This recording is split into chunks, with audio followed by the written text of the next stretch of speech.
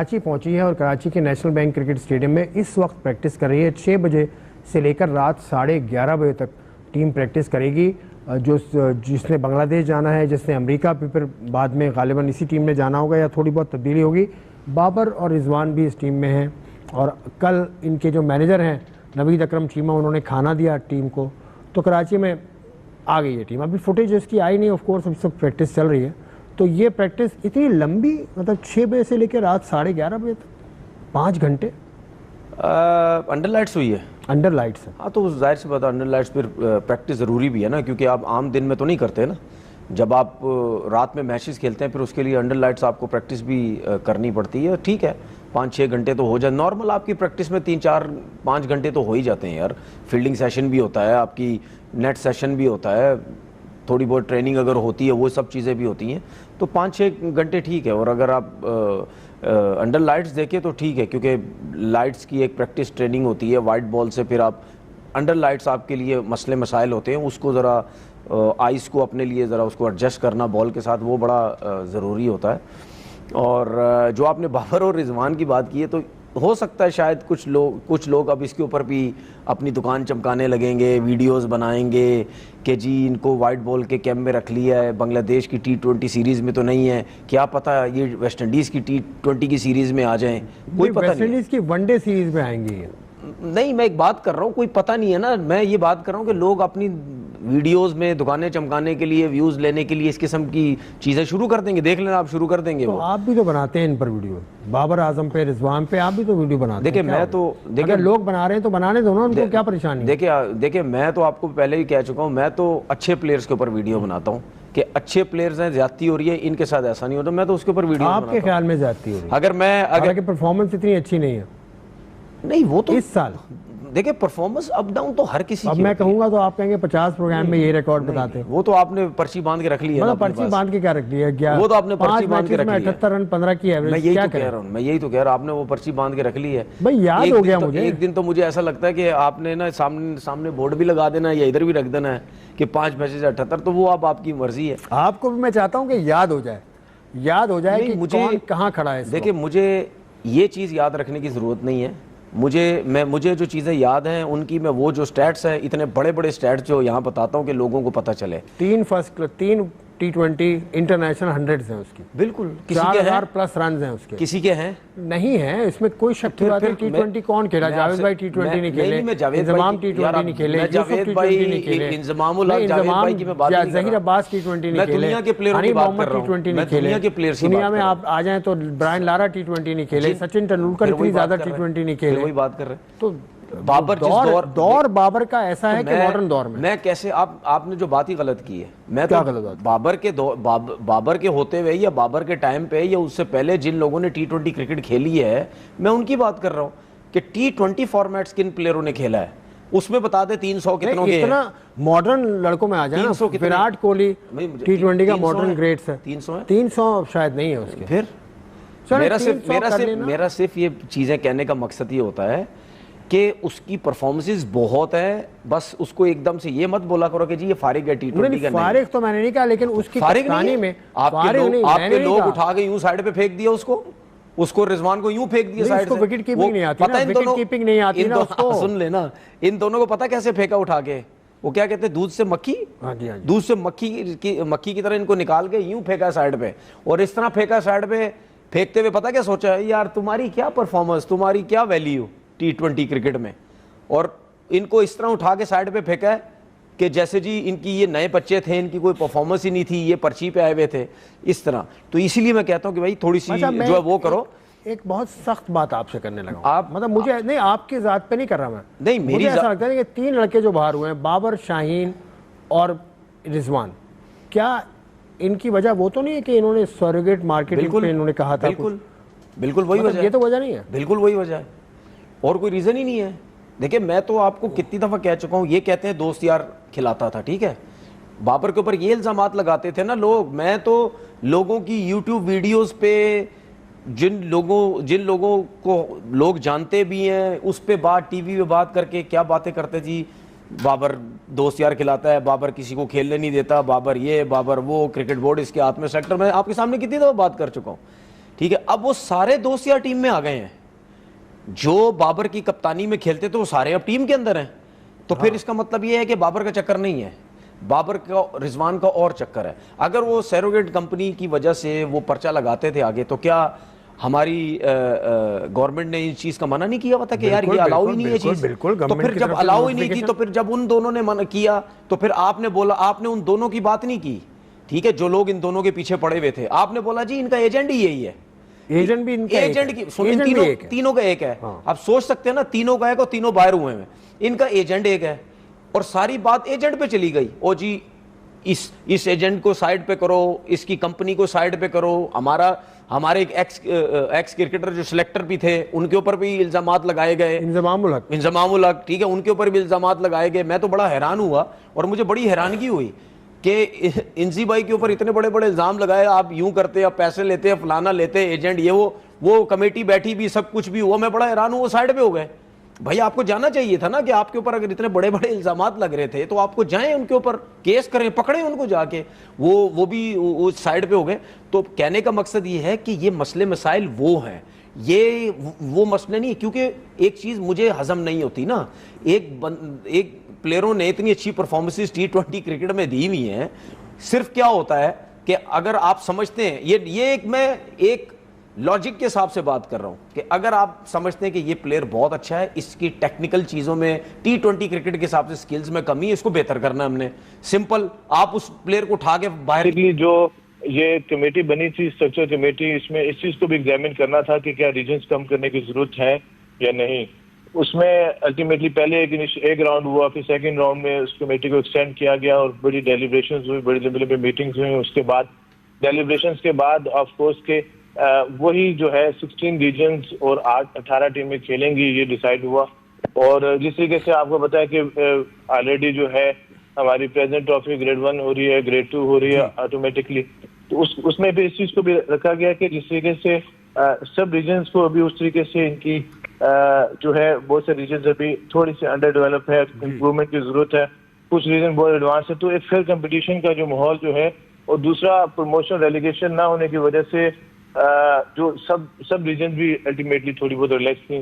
तो ये सारी चीजों को, सारी टेक्निकल चीजों को, इसको सारों को सामने रखने के बाद यूनानिमसली डिसाइड किया गया कि अल्टीमेटली जो है ये 18 टीमों के साथ जाया जाएगा, उसमें प्रमोशन और रेलीगेशन को साथ लेकर आएंगे। ठीक है, आपने कहा कि इसको सारी चीज़ों को देखा गया। ये जो लास्ट फर्स्ट क्लास सीजन हुआ है जिसकी बुनियाद पर टीम्स 6 टीम्स चुनी गई हैं, ये क्या फर्स्ट क्लास के दौरान या उससे पहले बता दिया गया था टीम्स को कि आपने अब इस तरह से खेलना है कि टॉप आपने फिनिश करना है 6 में? ये क्योंकि शिकायत ये यहाँ पर है, यही शिकायत है कि हमें पहले नहीं पता थी ये बात। देखिए, ये चीज भी ऑलरेडी उस कमेटी में डिस्कशन हुई कि उसमें ये डिसाइड हुआ कि टॉप 6 टीमें, तो क्योंकि अल्टीमेटली तो बात तो परफॉर्मेंस की है, बताने से क्या टीमों की परफॉर्मेंस चेंज हो जाती है। अल्टीमेटली कुछ टीमों की फॉर्म होती है। मैं ये कह रहा हूँ कि बहुत अच्छी हमारी रीजन्स हैं। कराची की दोनों टीमें बड़ी जबरदस्त थी, फैसलाबाद की टीम अच्छी थी, रावलपिंडी ने इवन सिर्फ 20 रन की मुसाफत पे जो है अल्टीमेटली जो है वो नहीं कर सके। पेशावर जीत गया वो मैच, वो पूरा मैच हार गए, वो क्वालिफाई कर गए। इस तरीके से अगर हम मुल्तान को देखें, बड़ी हिस्ट्री है। इवन हैदराबाद ने बड़ा अच्छा फिनिश किया। तो अल्टीमेटली कुछ टीमों की फॉर्म भी होती है। तो ये डिसाइड हुआ कि टॉप 6 टीमों को अभी हम उसको कर लेते हैं, इसीलिए हनीफा में ट्रॉफी पहले कराई जा रही है और 2 टीमों को ओपन रखा गया ताकि अच्छी रीजन जो है दोबारा अपॉर्चुनिटी हो। 5 मैचेस 4 डे के खेलने के बाद जो है जो 2 रीजन्स ऊपर आते हैं तो वो फिर इस साल खेलेंगे और ये प्रमोशन रेलीगेशन का हर साल जो है अल्टीमेटली सिस्टम चलता रहेगा। ठीक है खुर्रम साहब, कराची में कल मीटिंग हुई है। नदीम उमर साहब कराची एसोसिएशन के सदर हैं, उन्होंने तमाम जोन से मीटिंग की और वो ये कह रहे हैं कि मोहसिन नकवी साहब को कोई ख़त लिखेंगे और वो ये उम्मीद कर रहे हैं कि ये दोबारा वापस आ जाएगी कराची किसी तरह से फर्स्ट क्लास में। ये आप समझते हैं कि ये फैसला अब चेंज हो सकता है जो आप लोग कर चुके हैं? देखें, ये तो एक कमेटी में जब डिस्कशन हुई उसमें नदीम उमर साहब भी थे, हमारे लिए बहुत काबिल एहतराम है और मैं बड़ी उनकी इज्जत करता हूँ कि बहुत ज़बरदस्त इंसान है और डेफिनेटली वॉलंटियर है, क्रिकेट के लिए बड़ी कंट्रीब्यूशन है उनकी फीलिंग्स भी हम समझ सकते हैं। ऑफकोर्स उन्होंने भी ऑफकोर्स की डिस्कशन मीटिंग में भी की थी और उसमें भी उन्होंने सब बाकी, लेकिन उसके बाद जो बाकी रीजन जो क्वालिफाई कर रही थी तो उन्होंने ओवररूल कर लिया कि जी वो सेटिस्फाई सिस्टम के तहत चलना चाहिए। तो कहने के बाद ही कि अभी इंशाल्लाह जो है अपॉर्चुनिटी तो है इंशाल्लाह, और कराची में माशाल्लाह जितनी स्ट्रेंथ है उसकी टीम में और क्रिकेट जितनी जबरदस्त है, उम्मीद तो करते हैं इंशाल्लाह कि अल्टीमेटली जब कदम ट्रॉफी की बारी आएगी तो ये कराची वाला मसला तो इंशाल्लाह वो खेल के कम से कम आएंगे। अब नॉमिनेशन या कोटा सिस्टम जो है, कराची हो, लाहौर हो या इस्लामाबाद हो या पेशावर हो, ये कोटा सिस्टम नहीं होगी। जो भी रीजन होगी उसको कम से कम जो है खेलना पड़ेगा, जीतना पड़ेगा, फिर आना पड़ेगा आगे। कोटा सिस्टम की आपने बात की, बलूचिस्तान पूरा बाहर हो गया और सिंध से कोई टीम नहीं आई, तो सिर्फ मतलब आधा पाकिस्तान बाहर है, तो ये थोड़ी सी बात है। देखिए पीसीबी तो पाकिस्तान का ही है ना, तो वो कोई भी बाहर नहीं हुआ। हमारे लिए हनीफ अहमद ट्रॉफी की भी उतनी इंपॉर्टेंस है, 4 डे है, उनकी भी मैच विच भी रखा हुआ, उसके जो टॉप परफॉर्मर्स हैं अल्टीमेटली उससे कनेक्ट होने, डोमेस्टिक के कॉन्ट्रैक्ट्स भी सबको देने। तो हम कायदे ट्रॉफी को और हनीफ अहमद ट्रॉफी में अब ज्यादा फर्क नहीं है, सिर्फ ऊपर 8 टीमें करने का मकसद ये है कि वो थोड़ी सी जो कॉम्पिटिटिव क्रिकेट जो है वो थोड़ी सी इंप्रूव हो सके, बेहतर हो सके, और थोड़ा सा रीजन्स को भी थोड़ा सा हो कि वो अपनी बेहतर टीम बनाने की कोशिश करें और दे रहे। डिस्ट्रिक्ट में इंटर डिस्ट्रिक्ट अगर मैं बात करूं तो मैं खुद भी बड़ा सा जो है इंटर डिस्ट्रिक्ट कुछ खेला हूँ, 11 मैच फर्स्ट के भी खेला हूँ। और अगर इंटर डिस्ट्रिक्ट की आप हिस्ट्री देखें, इंटर डिस्ट्रिक्ट में तो फर्स्ट टाइम पहली बार डेली इंट्रोड्यूस कराई, ठीक है, 1000 से स्टार्ट किया। मेरा ये था कि ऐसा हम इंटर डिस्ट्रिक्ट लेवल पे भी कम से कम को पैसा देना शुरू करें, हमारा रीजन से स्टार्ट होता है। तो ये फर्स्ट टाइम ऑफकोर्स के डेली इसको स्टार्ट हुई है, और मेरा नहीं ख्याल कि डेलीज का कोई इशूज है, हमने तो एडवांसेस वगैरह बड़े टाइमली दे रहे हैं, और ये मैनेजमेंट के जितने भी छोटे मोटे इशूज हैं मैं इसको पर्सनली इसको मॉनिटर कर रहा हूँ, कोशिश कर रहा हूँ। बाकी अगर कोचेस की किसी जगह पे चल रही कोई इशू है तो आप इसके बाद अगर मुझे टेक्स्ट कर सकें तो मैं उसको फॉलो अप करता हूँ, इंशाल्लाह उसको हल करना चाहिए। देखिए ना कि जिन लड़कों कोचेस के आपने लास्ट ईयर अक्टूबर या नवंबर में आपने इंटरव्यूज लिए थे कि उनको जॉब्स दी जाएंगी, उनको तो अभी तक जॉब्स ही नहीं मिली, उनको डेली वेजेस पे रखा हुआ है, 1000 रुपए की वेजेस पे इस तरह। तो उनका ये सिलसिला कब खत्म होगा, कब बेहतर होगा? सही, चलो मैं आपको करता हूँ, इसमें भी रिस्पॉन्स जरूर करूंगा। ठीक है, एक्चुअली एक प्रोसेस स्टार्ट हुआ, रिक्रूटमेंट प्रोसेस नहीं कंप्लीट हो सका ओवरऑल ना, और उसके बाद से गालबन आज कल दोबारा ऐड आ रहा हो तो ये परमानेंटली हो जाएंगे।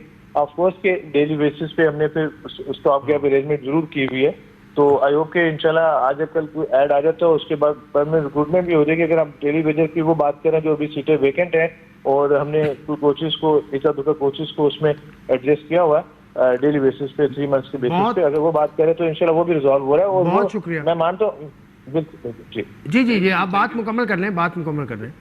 जी मैं समझता हूँ बिल्कुल कि सीटें वेकेंट नहीं होनी चाहिए, इमीडिएटली फिल्ड होनी चाहिए, और एक प्रोसेस है ये चलना चाहिए। चलें जी, बहुत शुक्रिया खुर्रम साहब, बहुत शुक्रिया। बलूचिस्तान से भी मैसेज मुझे आया है कि बलूचिस्तान की गवर्नमेंट आपको बुलाना चाहती है, तो आपको जल्द वो फ़ोन करेंगे, आप चले जाइएगा।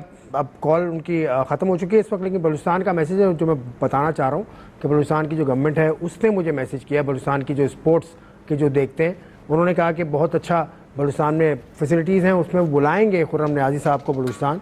और खुर्रम नियाज़ी साहब का शुक्रिया कि बहुत तफसील से उन्होंने बात कर ली। भाई देखिए ये चीज़ें मुझे पसंद है ना, शुक्र है यार, शुक्र है, नहीं पसंद शुक्र है, कोई तो चीज़ पसंद आई, कोई तो ऑफिशियल आपको अच्छा लगा। नहीं ऑफिशियल, देखिए ऑफिशियल कोई भी हो, सामने आए, बात करें, आके सीधी बात करें, आपसे जो सवाल होता आप आए।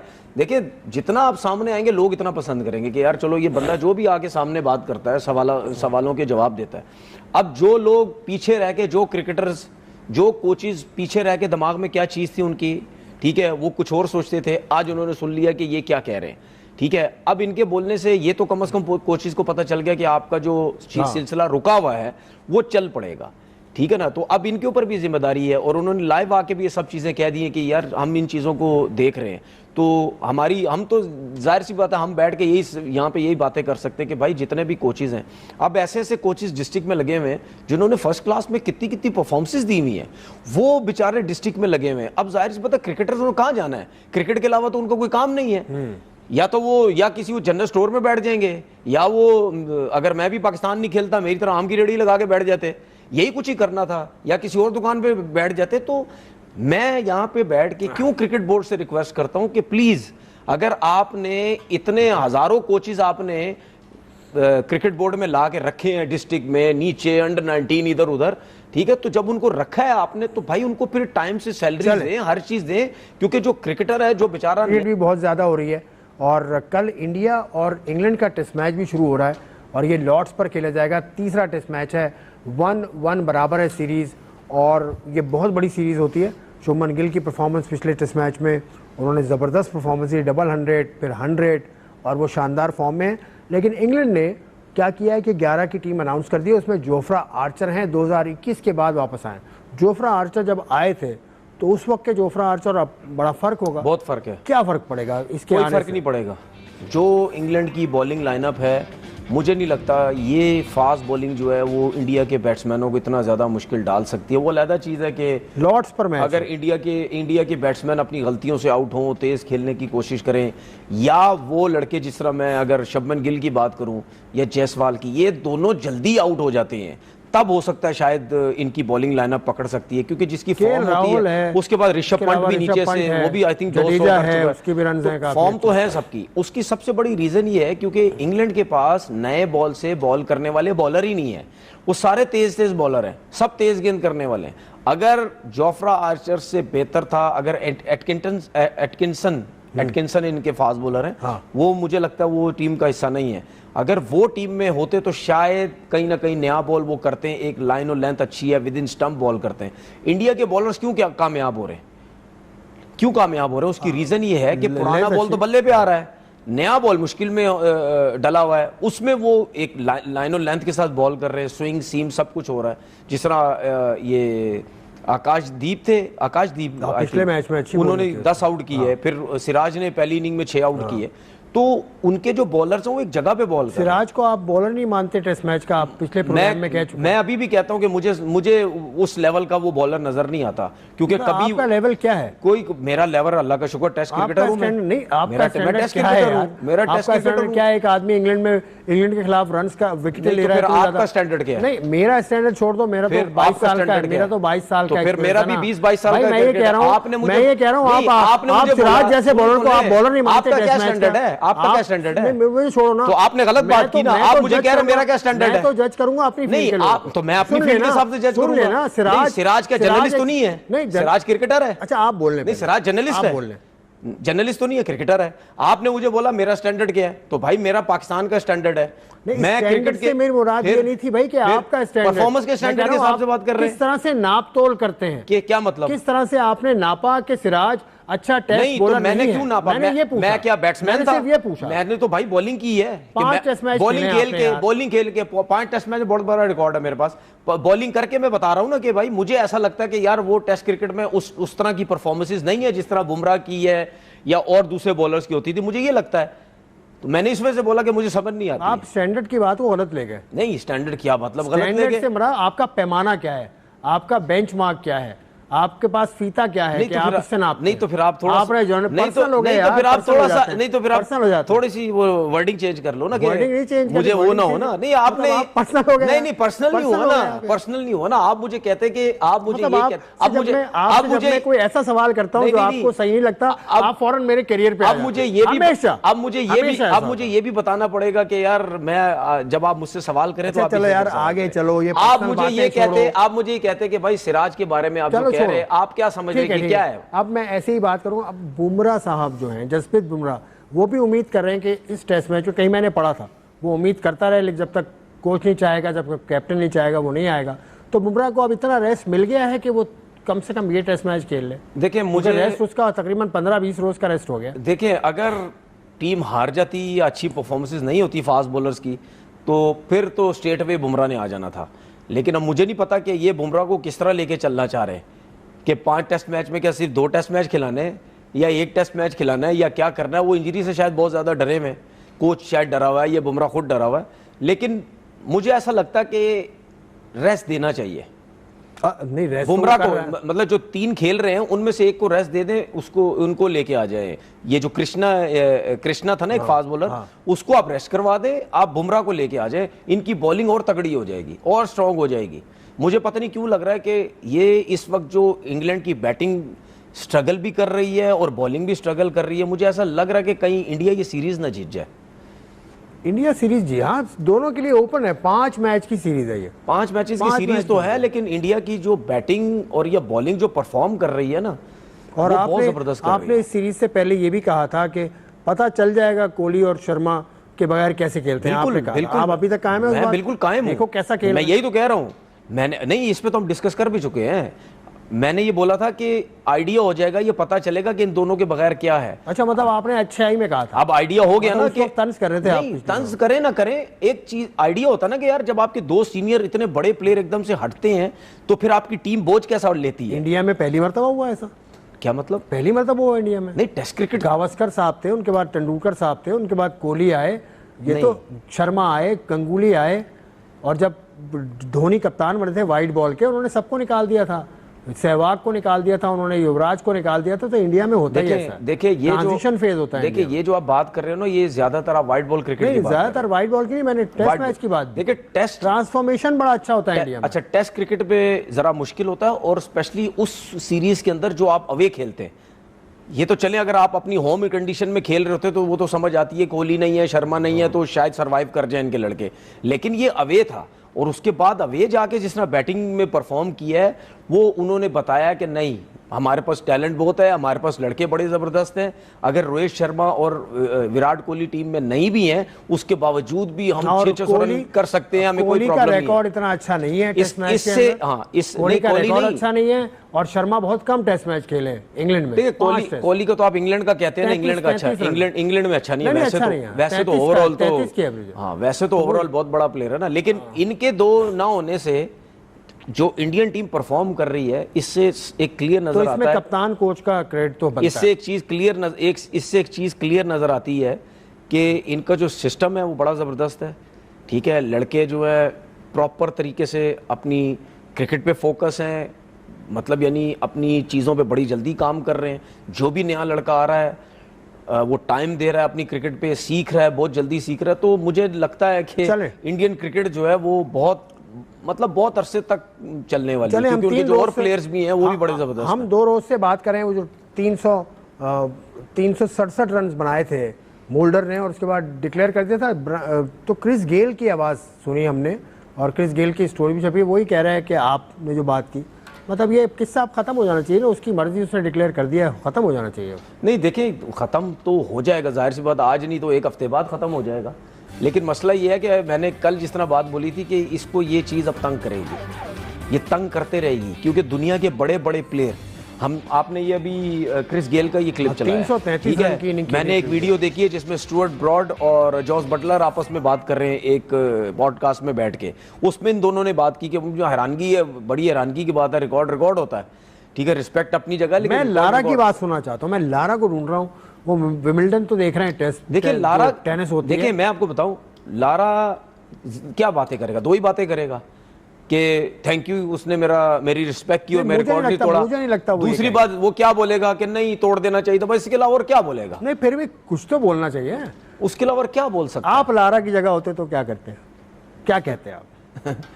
मुझे लारा तक पहुंचने के लिए इतनी क्रिकेट खेलनी पड़ती। नहीं, मैं कह रहा हूँ ना, ऐसे सोच लेना आप अगर ब्रायन लारा की जगह आपसे सवाल होता, ये मतलब आपका रिकॉर्ड कोई इस तरह से छोड़ देता, तोड़ने के बजाय छोड़ देता। आपने मुझसे ब्रायन लारा का सवाल कर लिया है, लेकिन जो मल्डर के बारे में हम बात करते हैं तो उससे अंदाजा लगा लेना, मुझे मल्डर की साइड से ले लें कि मैं तोड़ देता रिकॉर्ड ब्रायन लारा का, क्योंकि उसने, चलिए बात दीगर है। अब आपने उसकी बात की, पॉडकास्ट की बात की, तो मैं भी एक पॉडकास्ट देख रहा था, उसमें क्रिस वोक्स जो इंग्लैंड के फास्ट बॉलर हैं, उन्होंने बाबर आजम पे बात की। उन्होंने कहा कि मजाक में भी अगर कुछ लिख दो ना बाबर के बारे में, तो फैंस ऐसे हैं कि भाई बुरा मान जाते हैं बहुत जल्दी। वो ये बाबर के बारे में इसने तो किंग बाबर लिखा था, वो किसी और की ट्वीट के ऊपर जवाब दिया था। तो ये क्या बात हुई? ये Mulder for Durban Super Giants, right? And he just played the Test series against Pakistan. I don't know if you saw it, but he threw the. क्या है, किंग बाबर उसने कह दिया था, वो जो बॉलर जिसको बाबर ने मारा था, शॉट खेला था, मोल्डर की, किंग बाबर कह दिया, तो उस पे तो आवाम की एक, मतलब क्या है बाबर? आप देखिए, क्या की बात नहीं है, लोग उसको पसंद करते हैं भाई, पसंद करते हैं, ठीक है, लेकिन लॉजिक की तो बात करो यार, उसकी बात तो समझो। उसने हंसी मजाक में 2 क्रिकेटर्स की बात चल रही है, आपको बीच में क्यों टांग अड़ा रहे हैं? ना मेरी बात, हम अगर आवाम से कहते हैं लॉजिक की बात करो, जो खेले हुए वो लॉजिक की बात करते हैं? नहीं करते। जो खेले हुए जिस फील्ड के बंदे वो लॉजिक की बात करते, तो पर्सनल होकर बात करते हैं उसके लिए। देखिए, उसको लोग पसंद करते हैं। अब हमें भी पता है कि जो लोग पसंद करते हैं उसमें से ये समझ ले 50% क्रिकेट को समझते होंगे, 50% सिर्फ पसंद करते हैं कि जी बाबर बाबर बाबर। Yes. और ये आपको भी पता है, ये मुझे भी पता है। अगर आप सोशल मीडिया में बाबर के अगेंस्ट बात कर तो लोग आपके पीछे पड़ जाएंगे। अगर आप कहीं किंग बाबर कह दो, कोई ऐसी हो, वो किंग किंग बोलना शुरू हो जाते हैं। ठीक है, तो उसको लोग पसंद करते हैं। ठीक है, अब लोगों को भी तकलीफ होती है कि अगर आप उसके साथ जिस तरीके से लेके उसको चल रहे हैं, लोगों को प्रॉब्लम होती है। और ये सिर्फ पाकिस्तान में नहीं, अब क्रिस वॉक्स ने बात की, जो और लोग भी हैं, जितने और क्रिकेटर्स भी हैं, वो भी समझते हैं कि बाबर आजम एक प्लेयर है। और ये जो हम अपने पाकिस्तान से हट के जितने भी जो सोच रखते हैं ना, ये हमारे पाकिस्तान के लोग जो जिन्होंने क्रिकेट खेली भी है या नहीं भी खेली है, इनसे बाहर अगर आप दूसरी कंट्री में जाके देखेंगे ना, वो एक रिस्पेक्ट देते हैं, बाबर को रिस्पेक्ट देते हैं कि नहीं यार वो एक प्लेयर है। आप देखें, मैं चैलेंज के साथ बोल रहा हूं आज शो में बैठ के, दुनिया का जितना बड़ा प्लेयर भी है ना, जितना बड़ा लेजेंड है, उसने अगर एक ने मुझे कह दिया ना कि बाबर को स्ट्रेट अवे उठा के दूध से मक्खी की तरह फारिग कर दो, मैं मान जाऊंगा। मतलब लेजेंड क्या होना, उसका लेजेंडरी स्टेटस होना जरूरी है। बड़ा प्लेयर जो होता है ना, जो बड़ा प्लेयर, वो कभी भी किसी अच्छे प्लेयर को, चलो बाबर के अलावा कोई और अच्छे प्लेयर की बात कर लेता हूं, आप कहते हैं ना बाबर की, जो बड़ा प्लेयर होता है वो कभी भी एक अच्छे प्लेयर के बारे में, चाहे वो T20 का प्लेयर है, चाहे वो टेस्ट का प्लेयर है, चाहे वो ODI का फॉर्मेट है, जो बड़ा प्लेयर होता है लेजेंड की लिस्ट में आता है, वो कभी भी अच्छे प्लेयर लेजेंड की लिस्ट में कहां ले? बहुत से लोगों ने बाबर के बारे में बातें की, कभी भी नहीं। अभी रिसेंटली एक टेस्ट क्रिकेटर है, उन्होंने कहा कि सरफराज की जेब में होता था बाबर, लेकिन लेजेंडरी स्टेटस की आपने बात देखें, बात सुने, मैं इस किस्म की बातें जो है ना, मैं ना ध्यान देता हूं, ना मैं इन चीजों के ऊपर जवाब देना चाहता हूं। आपने मुझसे सवाल किया, मैं अपनी बात कर रहा हूं।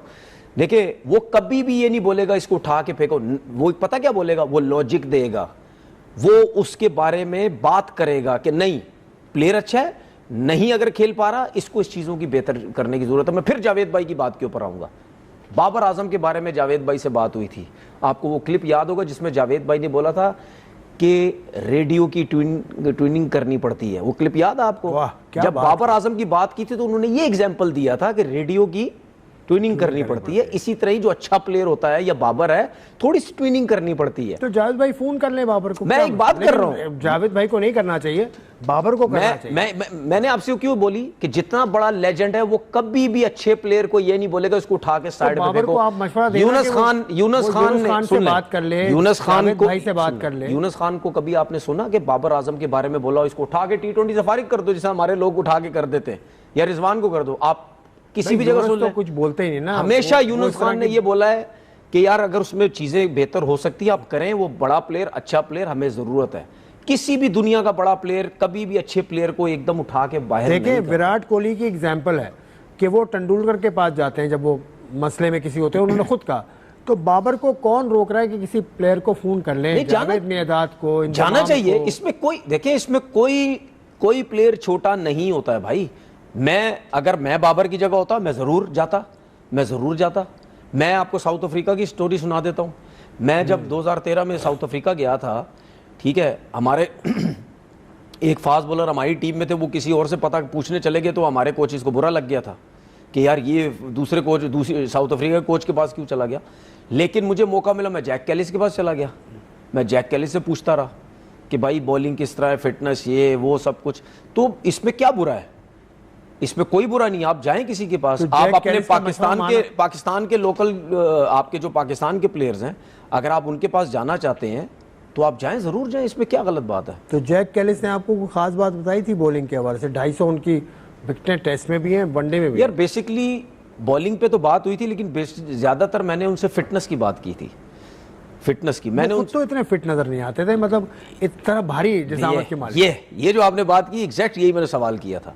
मैंने उनसे ही बोला था, मैंने बोला यार आपका वेट इतना ज्यादा है, दूसरे स्लिम है, तो इस वेट के साथ कैसे वो होता है, बॉलिंग करनी चाहिए, या किस तरह आप इतना ज्यादा लंबी बॉलिंग करते? तो उसने मुझे ये बोला था कि वेट, हर किसी का वेट अपना होता है, लेकिन उस वेट के साथ ट्रेनिंग करके, स्पेशली जिम की उसने बात की थी, जिम करके वेट्स उठा के अपने आप को स्ट्रॉन्ग, उस वेट में ही आपने आपको स्ट्रॉन्ग करके आपने कैसे चलाना है, ये आपके अपने ऊपर है। अब उस वेट का मतलब ये नहीं है कि जैक कैलिस का पेट तो नहीं था ना इतना, अब ये नहीं